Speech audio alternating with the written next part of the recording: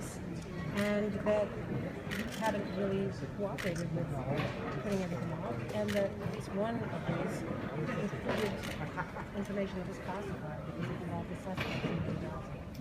Well, first of all, I'm glad that the emails are starting to come out. This is something that I've asked to be done, as you know, for a long time, and those releases are beginning. I want people to be able to see all of them, and it is the fact that we have released all of them that have any government relationship whatsoever. In fact, the State Department had the vast majority of those anyway because they went to what are called .gov accounts.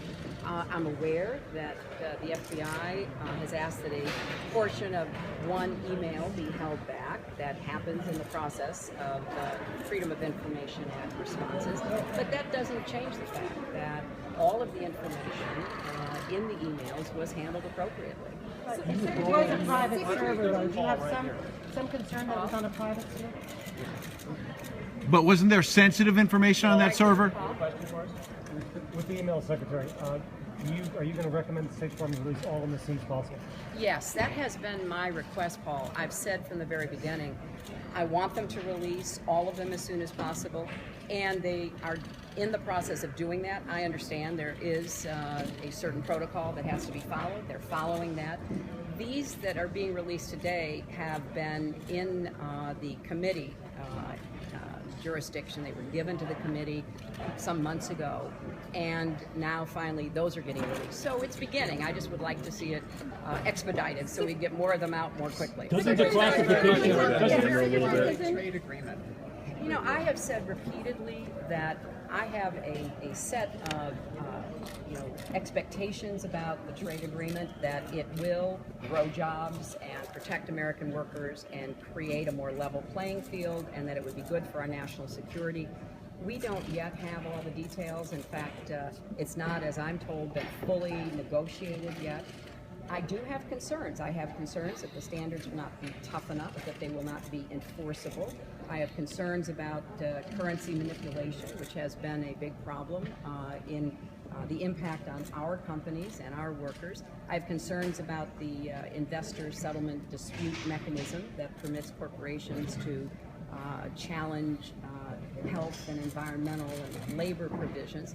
So I have some real concerns, and I have said that I'm going to make up my mind. I've been for trade agreements, I've been against trade agreements, voted for some, voted against others. So I want to judge this when I see what exactly is in it and whether or not I think it meets my standards. What should the future of U.S. policy in Iraq be? What's your vision for the U.S.'s role in that country moving ahead? Well, I think it's a very difficult situation, and I basically agree with the policy that we are currently following, and that is American air support is available, American intelligence and surveillance is available, American trainers are trying to undo the damage that was done to the Iraqi army by former Prime Minister Maliki, who bears a very big part of the responsibility for what is happening inside Iraq today. But at the end of the thought process that I engage in trying to figure out what we can do, this has to be fought by and won by Iraqis. There is no role whatsoever for American soldiers on the ground to go back other than in the capacity as trainers and advisors. Secretary Clinton, do you have a perception problem? Haven't you done a public? Do you have a perception problem?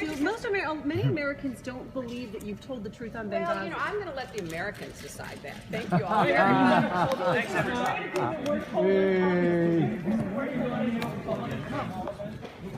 Hey, she's smart. She's good. Story.